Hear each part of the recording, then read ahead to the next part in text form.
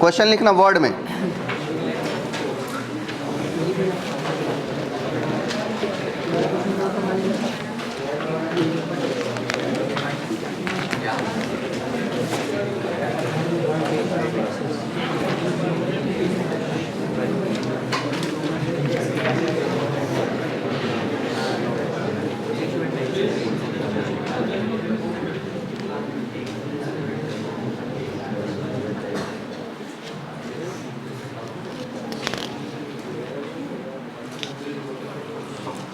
The lines ax plus by plus c is equal to 0. The lines ax plus by plus c is equal to 0. Where 3a plus 2b plus 4c is equal to 0. Where 3a plus 2b plus 4c is equal to 0.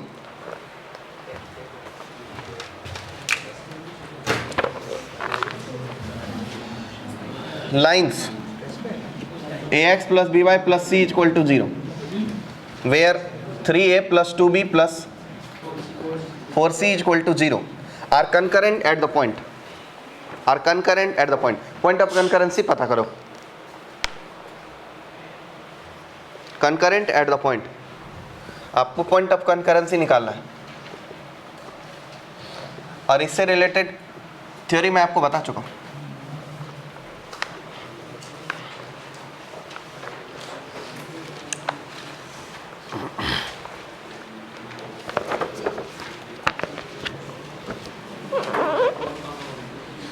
हाँ जी 3/4 का 1/2 बिल्कुल सही जी. अगला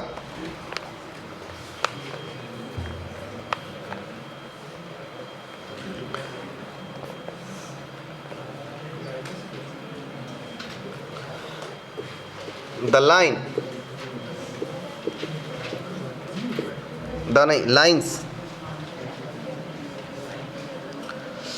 a plus 2b times of x plus a plus 3b times of y is equal to a plus b always passes for all values of a and b.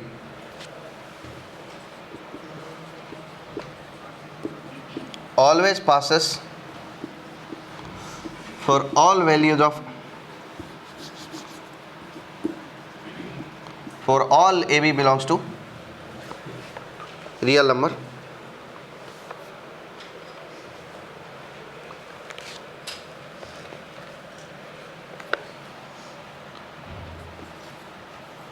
Through a fixed point alpha comma beta, then alpha into beta is equal to, then alpha का मैं beta ही निकालो.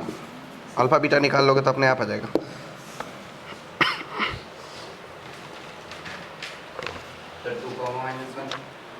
Two comma minus one सही तो है.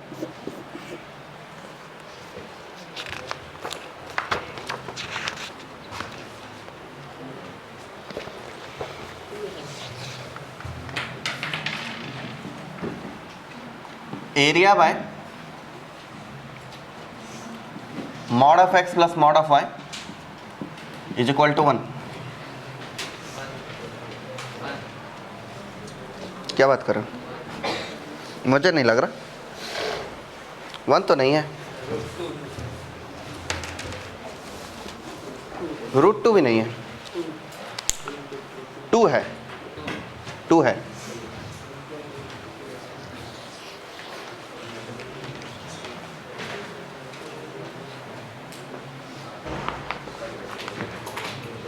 कितना इसका 2 आ गया. 2 सही आंसर है. देखो ये कैसे बनेगा. इसका क्या मतलब है. ऐसे बनेगा x plus y equal to 1, x minus y equal to 1, minus x plus y equal to 1, minus x minus y equal to 1. यही 4 है ना. यही 4 मतलब है. पक्का. ओके देखो x plus y equal to 1 का ग्राफ बनेगा ऐसा. 1,0 से क्या आपको लाइन का ग्राफ बनाते आता है? 0,1 से. और ये ग्राफ बनेगा -1, 0 से। -1, 0 से पास करने वाला कौन सा लाइन है? थर्ड लाइन है क्या? इसका इक्वेशन क्या है? इसका इक्वेशन है y = x + 1। इसका इक्वेशन है y = -x + 1। और एक ग्राफ बनेगा ऐसा, इसका इक्वेशन हो जाएगा y = -x - 1। कौन सा ग्राफ है ये? y + x = -1 कहीं पर है? किधर है? यहाँ फोर्थ पे है। और एक ग्राफ बनेगा ऐसा जिसका इक्वेशन हो जाएगा y = x - 1।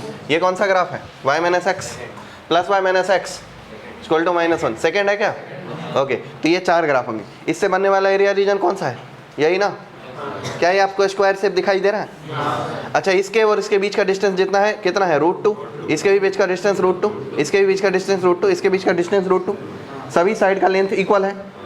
ओके, और साथ में बीच का एंगल भी 90 डिग्री है, तो स्क्वायर है। और स्क्वायर का एरिया क्या होता है? Side square. तो एरिया क्या हो जाएगा इसका? √2 स्क्वायर, अर्थात 2 स्क्वायर यूनिट। चलो एक और question low. Nearest point on the point, nearest point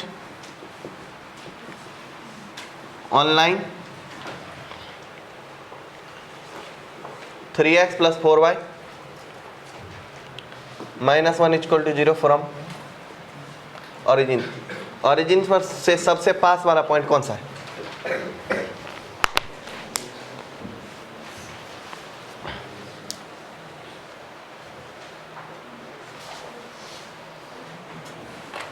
मतलब आपको ऑरिजिन से इस लाइन पर फुट ऑफ परपेंडिकुलर निकालना है।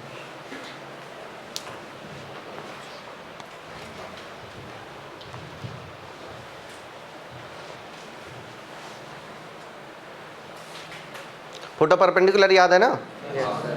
तो निकालो भैया, करो ना, हाथ पर हाथ डाल के बैठे हो। 3x + 4y = 1, यही है ना? ये ग्राफ हो जाएंगे। जो भी पॉइंट होगा वो फर्स्ट क्वाड्रेंट में होगा। कैसे निकालते हैं इस पर? क्या निकालते हैं? अल्फा बीटा मानते हैं। और ये पॉइंट क्या है? 0 0। क्या होता है ये? Alpha - 0/a। a कितना है उधर? 3 = बीटा - 0/4 = -2 की -1 -1 टाइम्स ऑफ ये पॉइंट पुट कर देंगे, क्या मिलेगा? -1 डिवाइडेड बाय a² + स्क्वायर का रूट ना, रूट की नहीं, रूट नहीं। ओके, तो 25, ठीक है। तो क्या हो गया? 1/25। तो अल्फा की वैल्यू कितनी हो गई? 3/25। और बीटा की वैल्यू कितनी हो जाएगी? 4/25। तो ये हो गया 3/25 का मान 4/25। कितने लोग आए जी? बाकी लोगों का कहीं नहीं आया, रास्ते में रह जाता है। थोड़ा तेज प्रैक्टिस किया करो, इसीलिए तो घर में जाते हो और टाइम पास करते हो, तो स्पीड नहीं आता।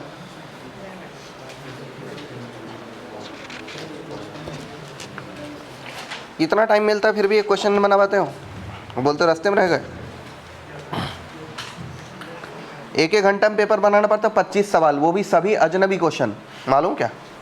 और उसी 1 घंटे में एडवांस के 18 क्वेश्चन सॉल्व करने पड़ते हैं।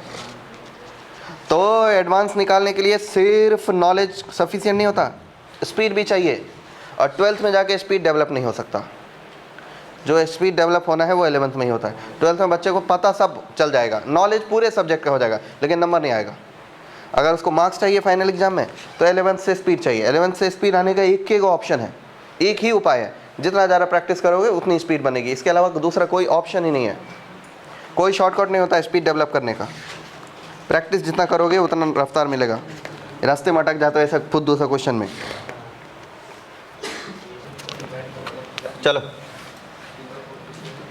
Equation of parallel lines with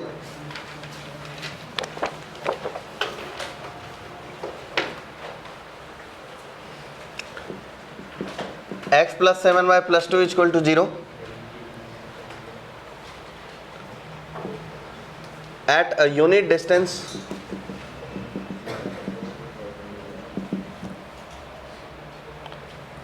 जब पूरा ही लिखूंगा तो ऐसे लिखूंगा, डिस्टेंस फ्रॉम 1 कामा -1। इस पॉइंट से यूनिट डिस्टेंस पर है दो पैरेलल लाइन, जल्दी निकालो। कैलकुलेशन इतना फास्ट रखो कि धड़ धड़ पेन चले, रुके नहीं, सोचना ना पड़े, क्योंकि ऐसे सवाल सोचने लायक है भी नहीं, एकदम पैटर्न पे है ये।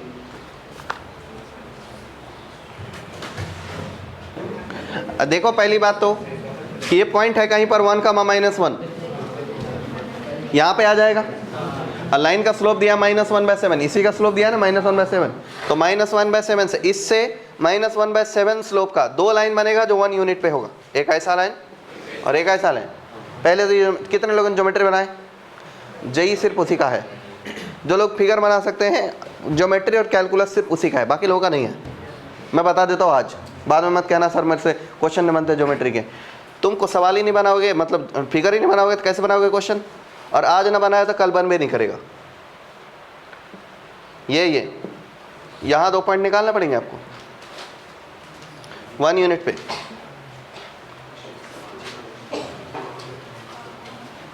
इसका ये तो पक्का है, मालूम है कि स्लोप कितना है इसका, तो ये लाइन का इक्वेशन हो जाएगा x plus 7y plus c equal to कितना 0। ओके, ये लाइन का जनरल ये x plus 7y plus c इसका भी है, प्लस c इसका भी है। c की दो अलग अलग वैल्यू निकालनी है। इससे परपेंडिकुलर डिस्टेंस 1 कामा -1 से परपेंडिकुलर डिस्टेंस दे रखा है, कितना 1 लगा दो।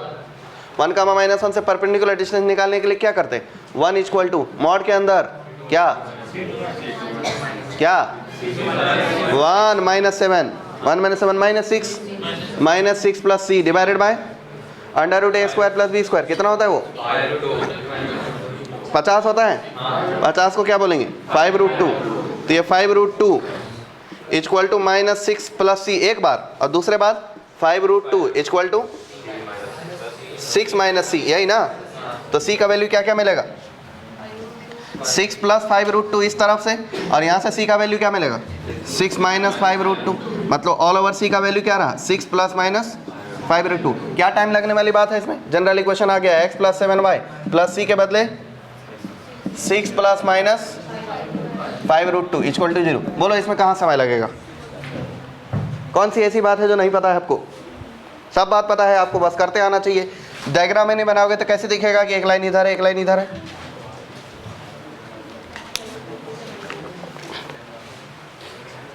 बताओ जी कैसे करते हैं इसका सॉल्यूशन?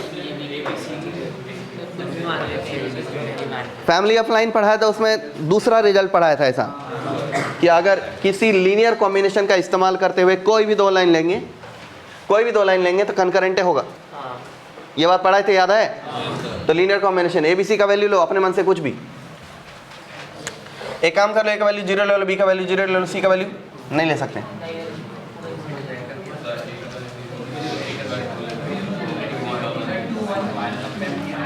वन ले लेते हैं, 2 ले लेते हैं, कितना हो जाएगा 3 2 5 से काम नहीं होगा। 3 ले लेते हैं, 2 ले लेते हैं, 6 हो जाएगा, और ये 1 ले लेते हैं तो 8 हो जाएगा, और ये -2 ले लेते हैं तो ये एक लाइन बन जाएगा। और वो लाइन क्या है 2x plus y -2 equal to 0। और दूसरा क्या कर सकते हैं 2 ले लेते हैं, हाँ तो 2 ले लेते हैं तो 6 हो जाएगा, तो 2x, और इधर -1 ले लेते हैं तो -y हो जाएगा, तो 6 - 2, इधर कितना लाइन पड़ेगा -1 इक्वल टू 0। ये दोनों लाइन को सॉल्व करो, यही आएगा, यही पॉइंट ऑफ कंकरेंसी है जी। इस लीनियर कॉम्बिनेशन का यूज करते हुए अगर ये लाइन बनाएंगे तो कितने भी लाइन बनाए एक ही फैमिली से पास करेगा, एक ही पॉइंट ऑफ इंटरसेक्शन से पास करेगा, उसी को पॉइंट ऑफ कंकरेंसी बोलते हैं। बहुत अच्छे से एलाबोरेट कर चुके हैं क्लास में, किया कि नहीं किया? उतना किया जितना बहुत ज़्यादा कर दिया। फिर भी बोलोगे कि सर मेरे को दोबारा समझा के दो, पैसे ले लूँगा 3 बार। आगे बोलो, मिटा दूँ?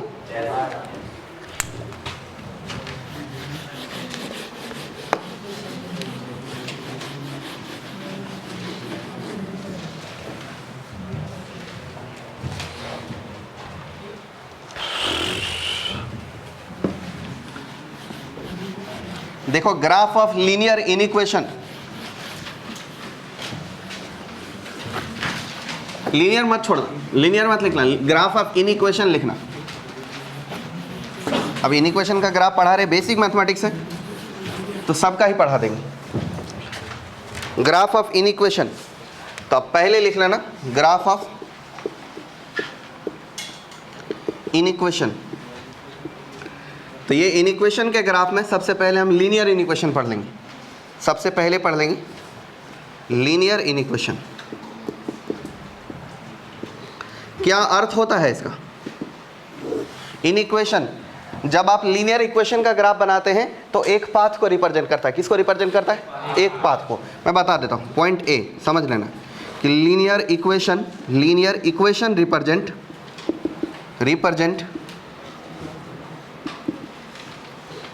अ पाथ, एक रास्ता को रिप्रेजेंट करता है।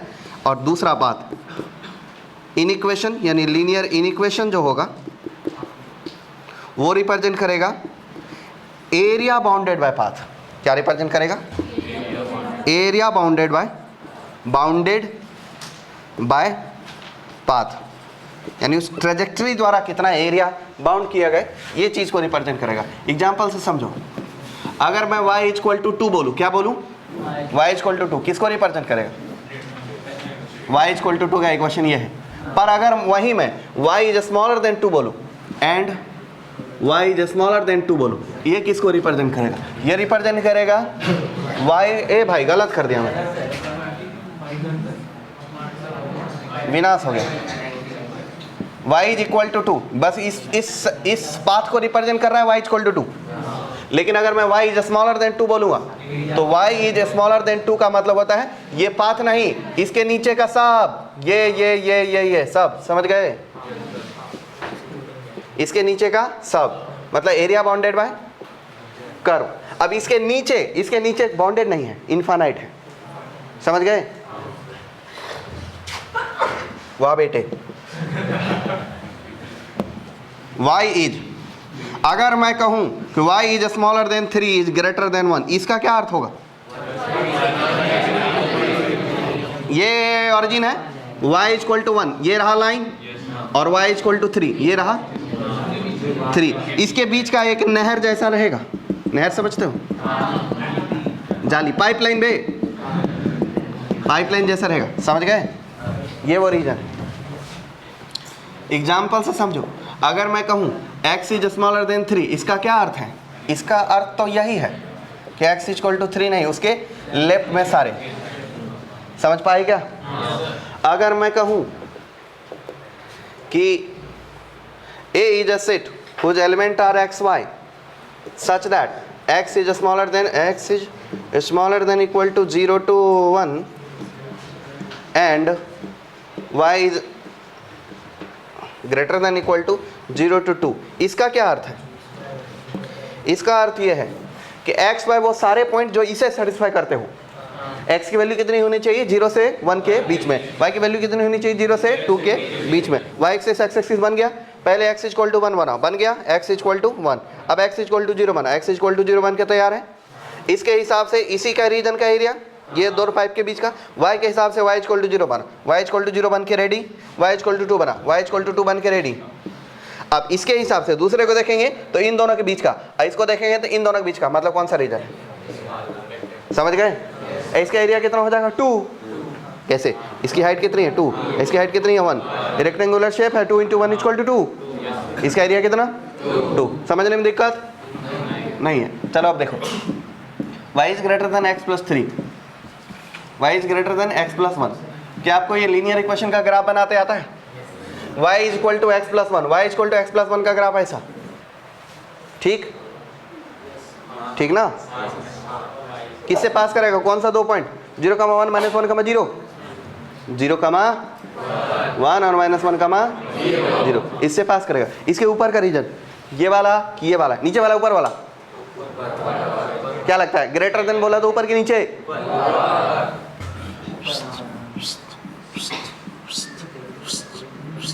इसके ऊपर वाला रीजन। अगला एग्जांपल, अगर y बोला जाए स्मॉलर देन x प्लस 1, फिर क्या करोगे?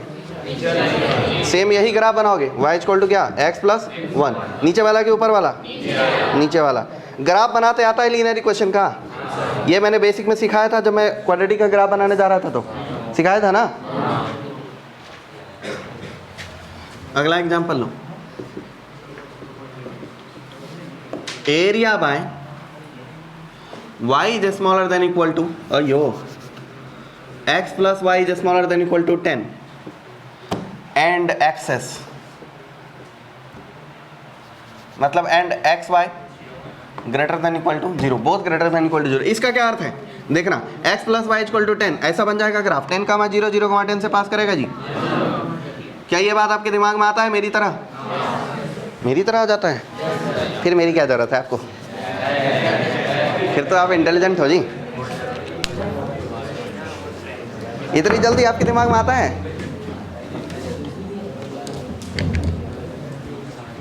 अब क्या x एक्सिस के ऊपर y एक्सिस के राइट में, यही ना। x ग्रेटर देन 0 क्या मतलब x एक्सिस के ऊपर, गलत हो गया। x ग्रेटर देन 0 का मतलब होता है y एक्सिस के राइट में। अरे x ग्रेटर देन 0 ऐसे ही नहीं होता है। और y ग्रेटर देन 0 क्या मतलब होता है, x एक्सिस के ऊपर, मतलब इधर भी। कौन सा रीजन, ये ट्रायंगल बनेगा, बता दो इसका एरिया कितना हो जाएगा, 5, ये 50 half into base into height, right angle triangle, base 10 है, हाइट 10 है, 10 गुना 100 बाई 2, एक 49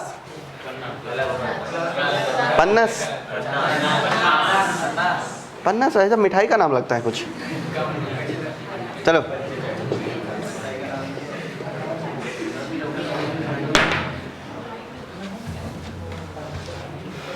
एक और एग्जांपल ले लो, 3x plus 4y plus 7 equal to 0 ना बे, smaller than 0, x minus y plus 7 greater than 0। Region shade करो, रीजन ड्रॉ करो, कौन सा रीजन रिप्रेजेंट करेगा वो,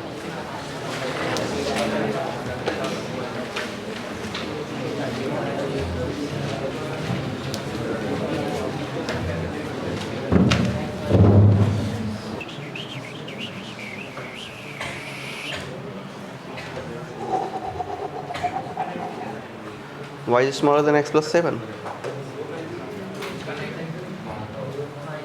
ऑरिजिन लाई करेगा क्या इस रीजन में, नहीं लाई करेगा, ऑरिजिन लाई नहीं करता, क्या बात कर रहे हो, इसमें ही नहीं करता, ऑरिजिन इसमें लाई नहीं करता।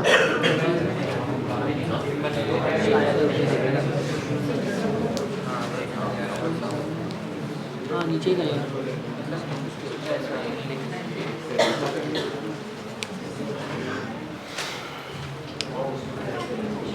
3x प्लस 4y प्लस 7, ये 1 का 1 से पास करने वाला एक लाइन है। ये बन गया 3x plus 4y plus 7 equal to 0 है, क्या माइनस,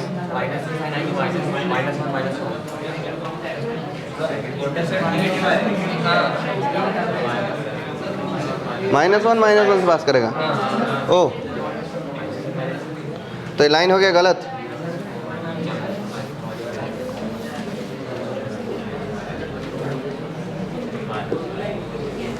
ये लाइन बन गया 3x plus 4y plus 7 equal to 0। दूसरा लाइन बन जाएगा, दूसरा लाइन है, दूसरा लाइन को क्या लिखोगे, y is smaller than x plus 7, x plus 7। ये पॉइंट कौन सा है जी, y का वैल्यू 0 रखो, x की वैल्यू कितनी मिलेगी, माइनस, ओके तो -7 तो यहाँ आएगा ना। ये दूसरा लाइन बन गया, ये लाइन कौन सा है, y is equal to x plus 7। अब y इज स्मॉलर देन है कि y इज ग्रेटर देन है, y स्मॉलर देन है ना, y के आगे क्या लिखा है, y is smaller than x plus 7 लिखा जाएगा। तो स्मॉलर देन का मतलब इस लाइन से नीचे, और दूसरे लाइन में क्या है, y ग्रेटर देन की स्मॉलर देन,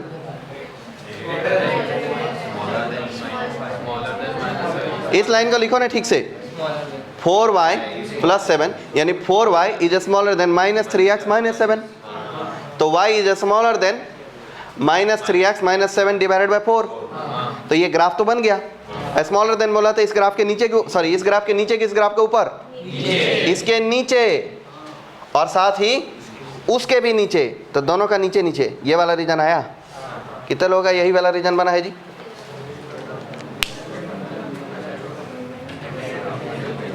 ओ बड़े कम लोग। क्या कर रहे हो, नहीं समझ रहे हो ये चीज़ें?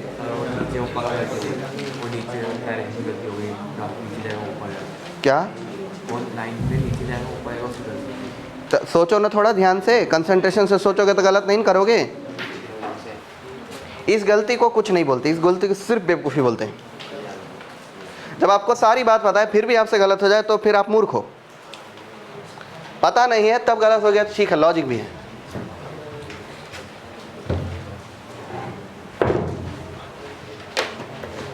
ये अप एंड डाउन भी तय नहीं कर पाएंगे बच्चे तो कैसे काम चलेगा?